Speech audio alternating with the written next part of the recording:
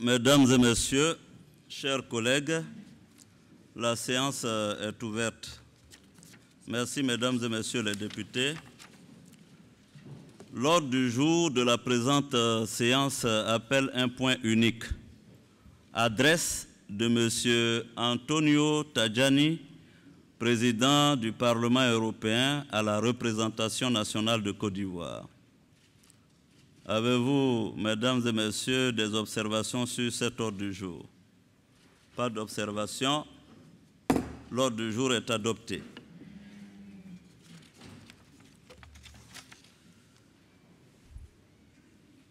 Honorables députés, chers collègues, permettez-moi de m'adresser à Monsieur le Président du Parlement européen. Monsieur le Président, c'est avec une immense joie que nous vous accueillons ce matin dans ce lieu où siège la représentation nationale ivoirienne depuis l'indépendance de notre pays, la Côte d'Ivoire. Au nom de tous les membres de cette honorable institution, je voudrais vous souhaiter à vous personnellement et à la délégation qui vous accompagne la traditionnelle bienvenue en terre ivoirienne.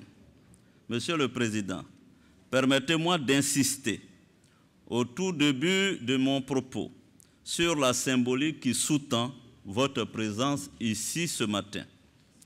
Quand vous prendrez la parole tout à l'heure, c'est pour faire entendre la voix d'une institution représentative des intérêts de 300 millions d'électeurs provenant de 28 États européens et qui envoie tous les 5 ans 751 députés élus au suffrage universel direct à la proportionnelle au Parlement européen que vous avez la lourde charge de présider. Votre parole a donc du poids. Elle est porteuse d'une riche expérience, celle de peuples hier occupés à se battre les uns contre les autres et qui ont fini par accepter de limiter la souveraineté de leurs États respectifs pour faire triompher des valeurs communes, la démocratie, la liberté, l'état de droit, pour asseoir leur prospérité sur la coopération, pour offrir au monde l'exemplarité de la force dans l'union. Monsieur le Président, d'ici, donc de loin, nous suivons l'expérience du Parlement européen avec beaucoup d'intérêt. Nous n'ignorons rien des critiques dont il est l'objet de la part des souverainistes, de la part également de nombreux citoyens européens qui lui font porter en partie la responsabilité de leurs difficultés dans un système international dominé par l'ouverture des frontières et la concurrence effrénée entre les entreprises et entre les États. La séance solennelle de ce matin nous montre l'importance de la diplomatie parlementaire et l'enrichissement mutuel qui naît du partage des expériences entre élus. Avant-hier et hier, dans cette même salle, le sommet parlementaire entre Parlement européen et africain a permis de faire entendre la voix des représentants de nos peuples respectifs sur des actes hautement condamnables que sont les faits d'esclavage en Libye, de relever le défi du partenariat entre l'Afrique et l'Europe, de lever un voile sur un défi encore plus grand, celui de l'avenir de la jeunesse africaine, thème central du 5e sommet Union africaine-Union européenne qui s'ouvre officiellement cet après-midi. Honorables invités, chers collègues, nous sommes ici ce matin pour écouter notre hôte du jour. Je m'en voudrais de retarder sa prise de parole. Mais avant, permettez-moi de vous dire 2 mots sur son excellent Antonio Tajani. Né italien, juriste de formation, ancien officier de l'armée de l'air italienne, ancien directeur du siège romain du quotidien Il Giornale, j'espère que je prononce bien. Son Excellence Antonio Tajani est un acteur important au cœur de la construction de l'Union européenne, puisqu'il a été député, puis vice-président du Parlement européen, puis successivement, au sein de la Commission européenne, vice-président chargé des transports, vice-président chargé de l'industrie et des entreprises. Depuis le début de cette année, janvier 2017, son Excellence Antonio Tajani est président du Parlement européen. En votre nom à tous, chers collègues,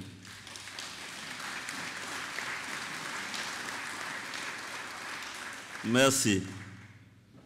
En votre nom à tous, chers collègues, je voudrais respectueusement inviter Monsieur le Président Antonio Tajani à la tribune pour son adresse. Je vous remercie. Accompagnez le président.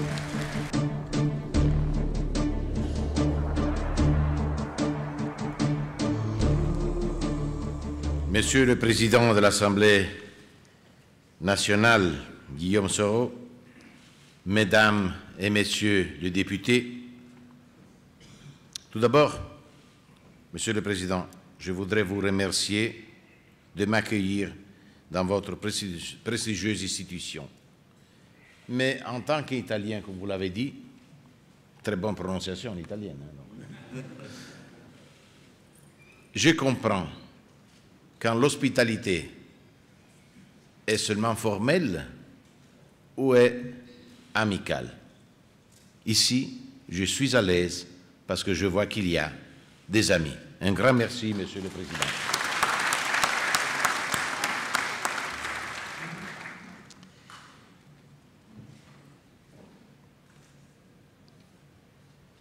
Mon discours se déroule au lendemain du sommet parlementaire qui s'est tenu ici même et avant le sommet des chefs d'État qui s'ouvrira cet après-midi.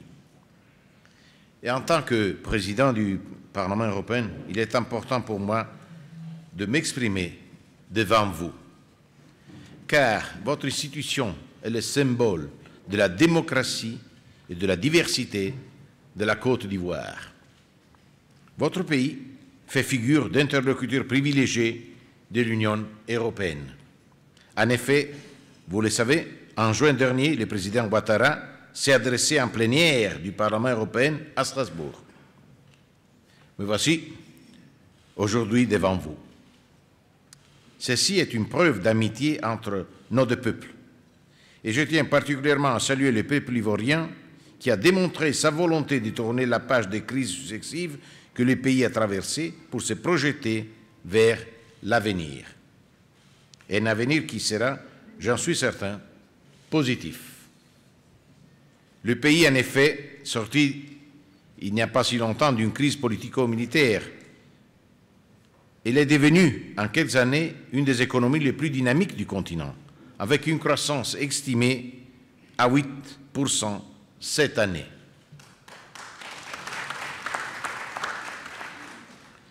La deuxième économie de la région après celle du Nigeria. La diversification de son économie et le développement d'une base industrielle a permis à la Côte d'Ivoire de résister à la chute des prix des matières premières.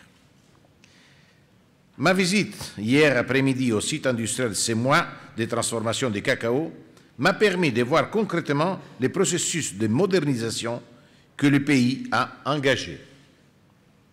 Car, au-delà de l'extraction, la transformation de la matière première est fondamentale pour le développement d'un pays car elle apporte valeur ajoutée, emploi et plus de revenus pour un État.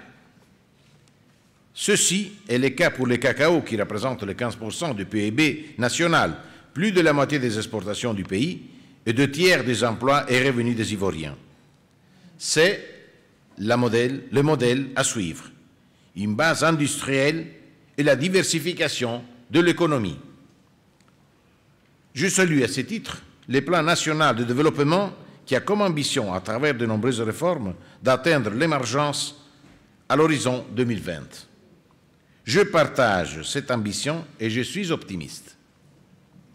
Car la Côte d'Ivoire a de nombreux atouts, notamment sa pêche, sa base agricole importante, cacao, café, huile de palme, bananes, ananas, mais aussi énergétique, le pétrole. Grâce au nouveau terminal de gaz liquéfié, la Côte d'Ivoire deviendra en effet un acteur régional de l'énergie. Les services sont ainsi en train de se développer, particulièrement les télécommunications. Je me félicite aussi de la gestion rigoureuse de l'économie ivoirienne, en particulier la réduction importante de la dette qui permettra de pouvoir financer plus facilement des projets d'infrastructures routières, ferroviaires, si nécessaire pour le pays. Il faut aller de l'avant et continuer sur le chemin des réformes pour améliorer le climat des affaires, pour attirer plus d'investissements. Vous, en tant que l'organe législatif, avait un rôle fondamental dans ce processus. En ce qui concerne la gouvernance, la semaine dernière, nous avons reçu au Parlement européen Mouhi Ibrahim, à l'occasion de notre conférence de haut niveau sur l'Afrique. Il est apparu, d'après l'index de sa fondation, que la Côte d'Ivoire est le pays africain qui a fait le plus au cours des dernières années en ce qui concerne l'état de droit et la bonne gouvernance.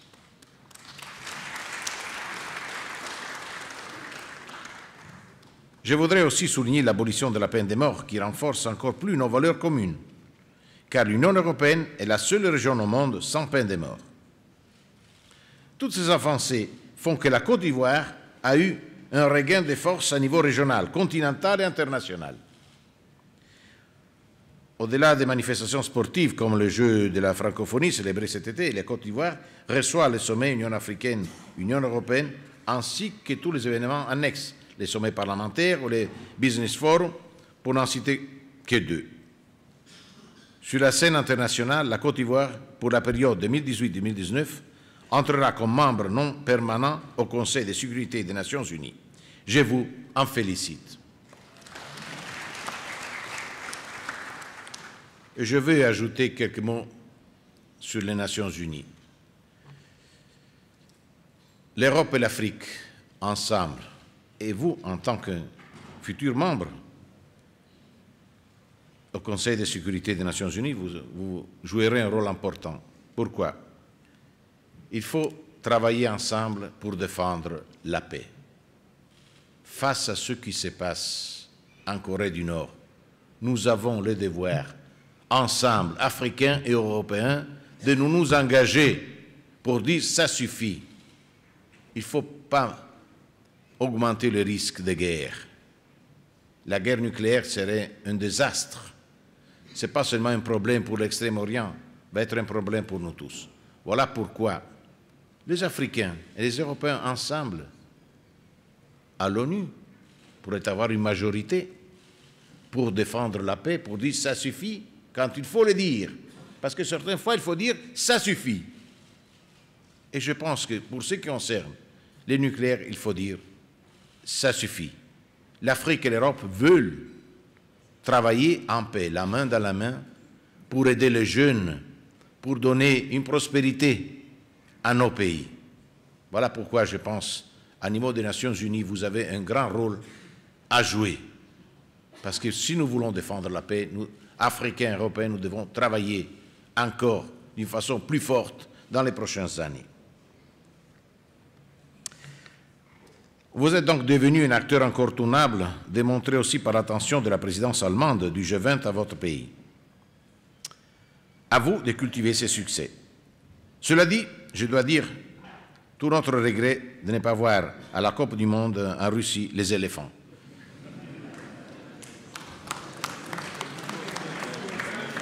Moi, en tant qu'Italien, je partage les mêmes sentiments.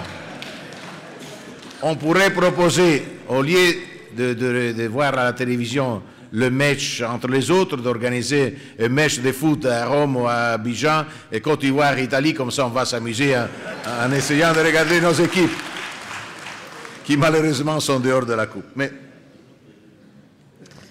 vous nous avez donné tant de plaisir à voir jouer les joueurs de la génération dorée. Drogba, moi j'aimais beaucoup Drogba, hein. Yaya Touré et bien d'autres. Mais pour les Italiens, vous savez, le foot est très important. Malgré ces avancées, des défis subsistent. La pauvreté, les inégalités, l'éducation, la santé, l'accès à l'eau potable ou encore à l'électricité. Les infrastructures et les investissements étrangers restent encore très faibles, trop faibles. La Côte d'Ivoire est un pays jeune avec une démographie importante. La priorité est donc de créer des emplois pour cette jeunesse. L'Europe est là pour travailler ensemble, d'égal à égal, sur tous ces sujets. Nous devons développer une forte diplomatie économique et investir plus et mieux dans ces pays. Il faut encourager les petites et moyennes entreprises et les entrepreneurs, aussi féminins, car n'oublions pas que les femmes participent grandement à l'économie informelle. Je crois que nous devons créer plus de mobilité entre nos deux continents, mais aussi intra-Afrique pour former la nouvelle génération de leaders africains. La mobilité passe aussi, à mon égard, par un Schengen africain. Les Africains doivent pouvoir voyager plus librement sur leur continent. Souvent, il est plus facile pour un Européen de voyager en Afrique que pour des Africains. Ceci faciliterait l'intégration politique et économique du continent. Le CEDEAO est un modèle d'intégration à suivre. La paix, la sécurité et la stabilité doivent être aussi au premier rang de nos efforts.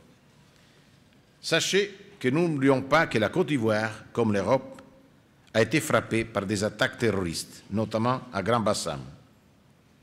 Il s'agit là d'un fléau que nous ne pourrons pas résoudre tout seuls.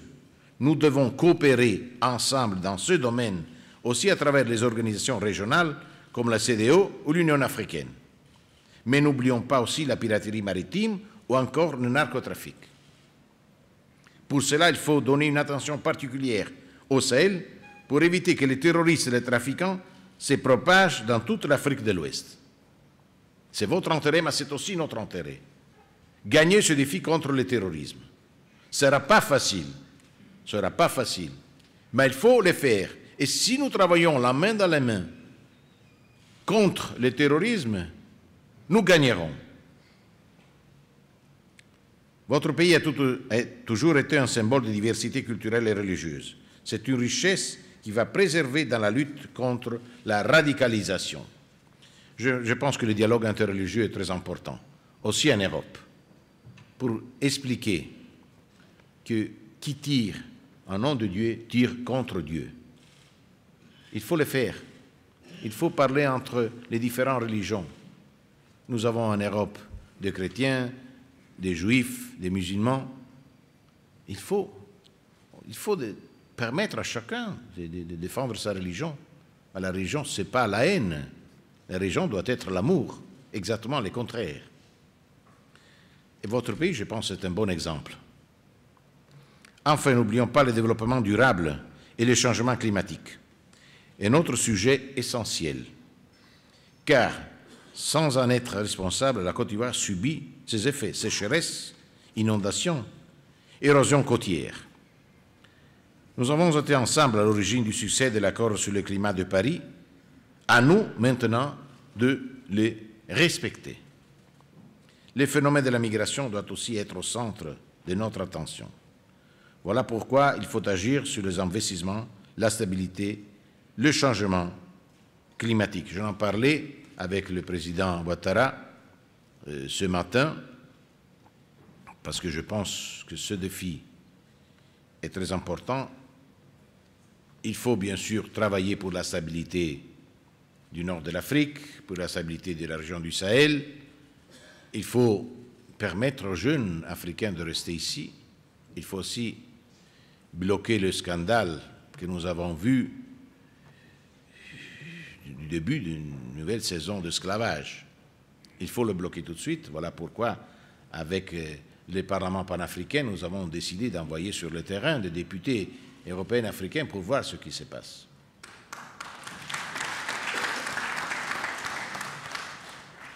Ce n'est pas une chose contre la Libye, absolument pas.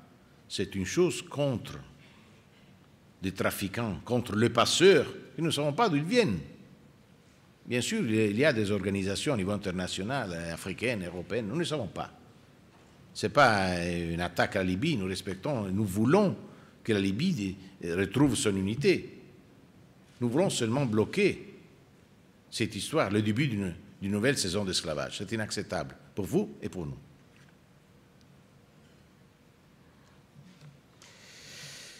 Pour ce qui concerne la coopération avec l'Union européenne,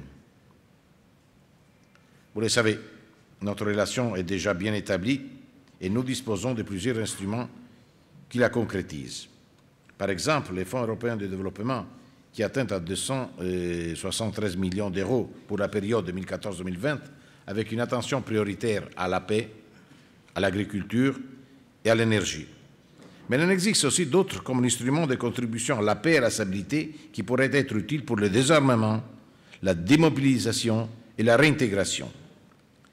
les fonds fiduciaires d'urgence en faveur de la stabilité et de la lutte contre les causes profondes de la migration irrégulière qui est élargi pour inclure la Côte d'Ivoire. Nous sommes par ailleurs les premiers investisseurs dans votre pays. En effet, la Côte d'Ivoire fait figure de pays prioritaire pour la diplomatie économique et européenne, ce qui démontre notre volonté de renforcer nos liens à tous les niveaux, inclus ceux économiques. Et je pense, en tant qu'ancien, comme l'a dit M. le Président, vice-président de la Commission européenne responsable de la politique industrielle, que ces domaines doivent être soutenus. La diplomatie économique est très importante. Je crois à plus d'investissements, comme je l'ai dit, dans votre pays, investissements européens. C'est un exemple, mais il faut les multiplier. Mais il faut faire aussi des joint ventures avec des entrepreneurs de la Côte d'Ivoire, des entrepreneurs européens, pour développer une vraie politique industrielle, pas polluante, mais industrielle.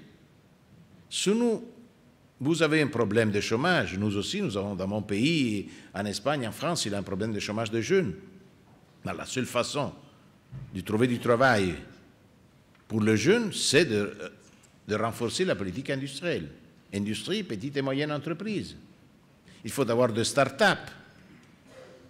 Voilà, je pense que on peut renforcer ce lien, on peut travailler ensemble.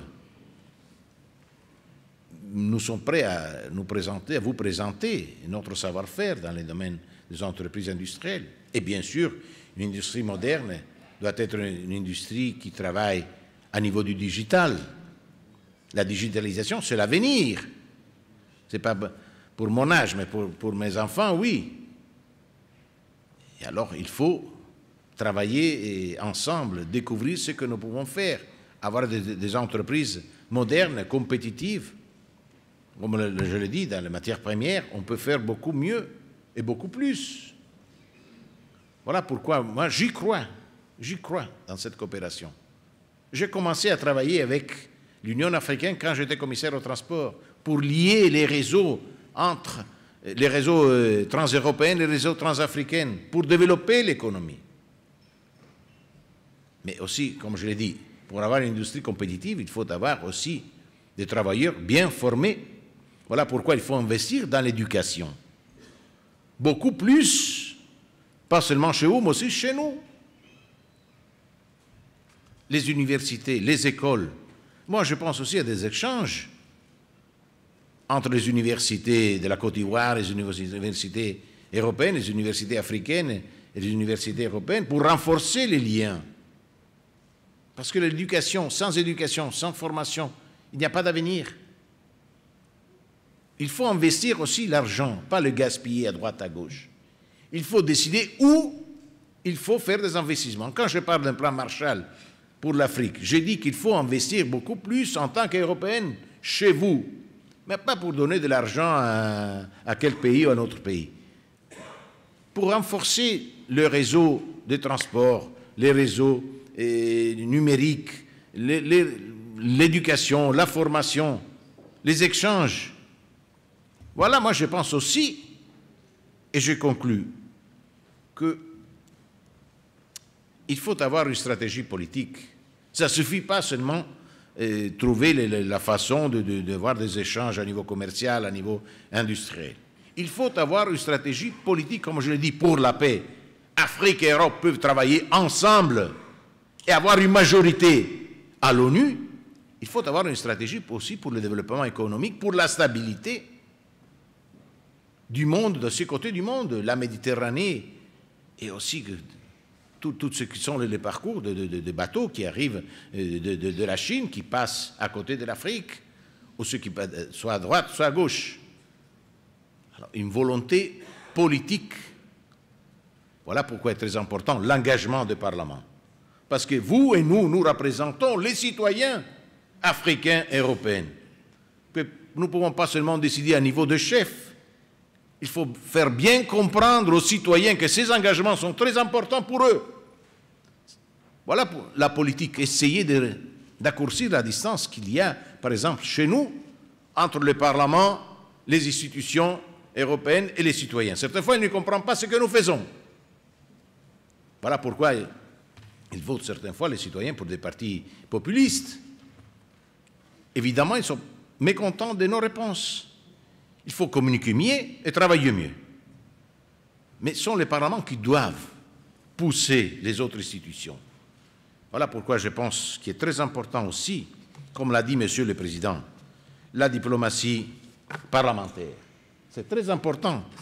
Nous connaître, nous parler, nous discuter. J'ai proposé à Monsieur le Président d'organiser un voyage des fonctionnaires de votre Parlement, de venir chez nous, à Bruxelles, pour renforcer aussi la coopération à niveau des services, à niveau technique, pour voir ce que nous pouvons faire ensemble, pour renforcer aussi la coopération politique. Et je salue à cet effet la récente ouverture d'une mission ivoirienne auprès de l'Union européenne. C'est un message fort du côté de votre pays d'engagement pour renforcer les relations entre nous et vous. Mesdames et Messieurs les députés, Messieurs les Présidents, la Côte d'Ivoire peut et doit servir d'exemple à d'autres pays du continent africain, en particulier en Afrique de l'Ouest. Nous avons de nombreux défis communs, mais aussi beaucoup d'opportunités à saisir ensemble. Vous pouvez compter sur mon engagement personnel. Vive la Côte d'Ivoire, vive l'Europe.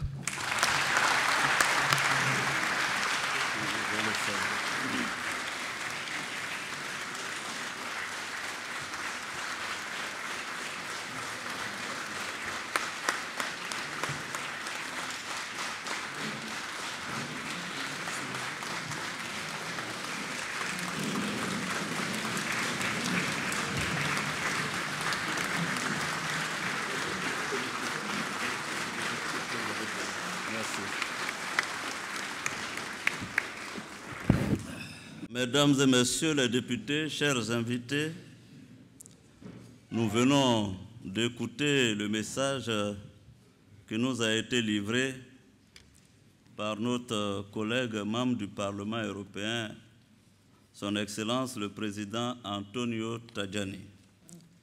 À sa suite, vous me permettrez de remercier certaines personnalités ici présentes qui ont tenu à marquer par leur présence le soutien, n'est-ce pas, à ce moment important de notre plénière. Monsieur le Président,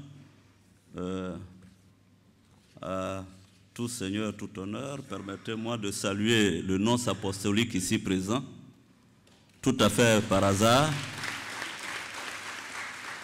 Merci, Monseigneur, d'être là. Je voudrais saluer les présidents des institutions ici présents, le Monsieur Charles Dibi Kofi, président du Conseil économique et social,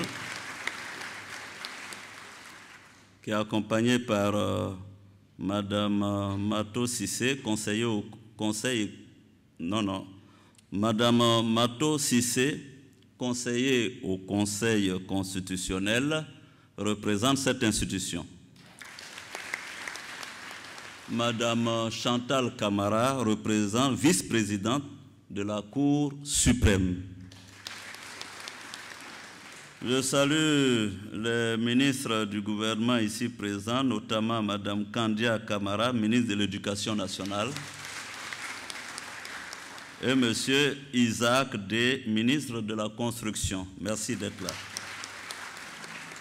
Chers collègues, je voudrais, en votre nom à tous, adresser de façon particulière mes salutations à l'honorable Roger Nkodo Ndang, président du Parlement panafricain, qui est ici avec nous depuis tout ce temps.